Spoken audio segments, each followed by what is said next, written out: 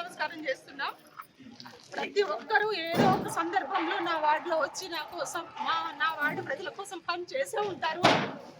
ఎప్పుడన్నా ఏమన్నా చిన్న ఇబ్బంది పెట్టినా నేను పనిచేసే సందర్భంలో మిమ్మల్ని ఏమన్నా కోపమన్నా కూడా నన్ను క్షమించండి. కరోనా టైంలో నిజంగా మా సమ్మయ్య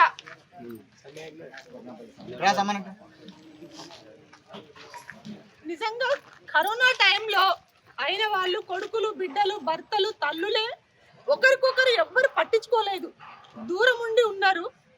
మా పీరియడ్ ఏంటో కానీ 2 సంవత్సరాలు కరోనా వచ్చింది. ఆ టైంలో నిజంగా నా మున్సిపల్ సిబ్బంది నా వాళ్ళు శానిటైజ్ చేసుకుంటూ స్టెరిలైజ్ చేసుకుంటూ ప్రతి ఒక్కరి దగ్గరికి వెళ్ళి ఎవరన్నా చనిపోయినా కూడా భయపడకుండా ప్రాణాలకి లెక్క చేయకుండా వెళ్ళి మీరు సేవ చేశారు.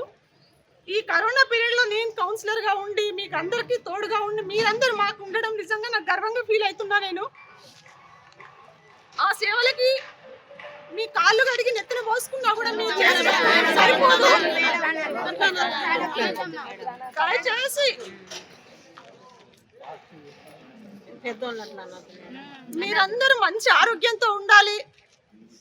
ఇంకా ఇంకా ఇంకా ఇంకా మీరు లేని పెద్దపల్లి పట్టణం అనేది ఒక్కరోజు శానిటేషన్ సిబ్బంది లేదు అంటే పెద్దపల్లి చూడడానికి ఎవరికి కూడా లోపల బయట నుంచి వచ్చే వాళ్ళు లోపలికి అడుగు పెట్టడానికి కూడా వెనకాడతారు. అట్లాంటిది మీరు మీ ప్రాణాలకు లెక్క చేయకుండా పంది చనిపోయినా కుక్క చనిపోయినా మనుషులు చనిపోయినా ముట్టుకోని పరిస్థితిలో ఉన్నా మీరు వచ్చి శుభ్రం చేస్తున్నారు అంటే ఈ రోజు పెద్దపల్లి ఇట్లా ఉంది, ఒక జిల్లా హెడ్ క్వార్టర్ ఇట్లా ఉంది అంటే అది మీ అందరి పుణ్యమే, మీ అందరి చలవనే. మీరందరికీ ఎప్పుడు ఏది ఉన్నా కూడా నేను కౌన్సిలర్ ఉన్నా లేకపోయినా వచ్చినా రాకపోయినా మీకు ఏదన్నా చిన్న చిన్న అవసరాలు ఉన్నా కూడా మీ అందరికీ నేను తోడుగా ఉంటా.